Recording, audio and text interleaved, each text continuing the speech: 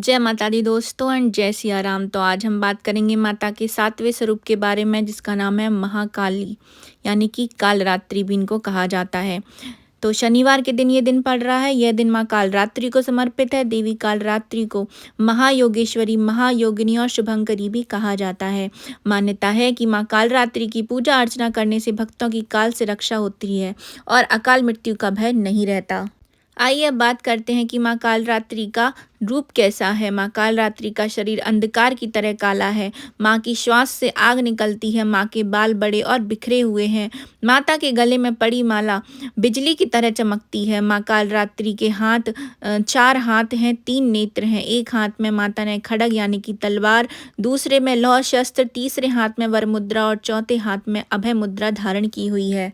पूजा मुहूर्त में इनकी पूजा का सबसे अच्छा मुहूर्त यही है कि आप सुबह जितना जल्दी हो सके उतना जल्दी माता की पूजा कर लीजिए, यानी कि ब्रह्म मुहूर्त में पूजा करेंगे तो सबसे उत्तम रहेगा।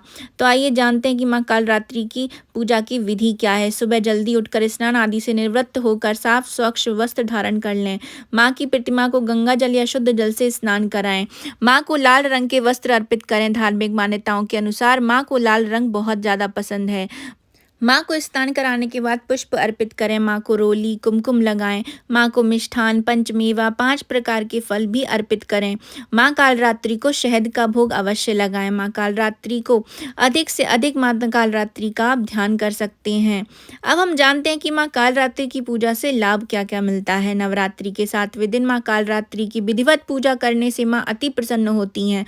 धार्मिक मान्यताओं के अनुसार माँ कालरात्रि भक्तों की काल से रक्षा करती हैं और सुख समृद्धि का वरदान देती हैं। माँ कालरात्रि का सबसे प्रिय जो भोग है वो है गुड़। इनको गुड़ का भोग 7वें दिन जरूर लगाना चाहिए। माँ कालरात्रि को लाल रंग अति प्रिय है, इसलिए जब आप पूजा में बैठें तो लाल रंग का प्रयोग अवश्य करें। तो ये थी मेरी जानकारी माँ कालरात्रि के ऊपर। आपको कैसी लगी कमेंट बॉक्स में ज़रूर बताइएगा।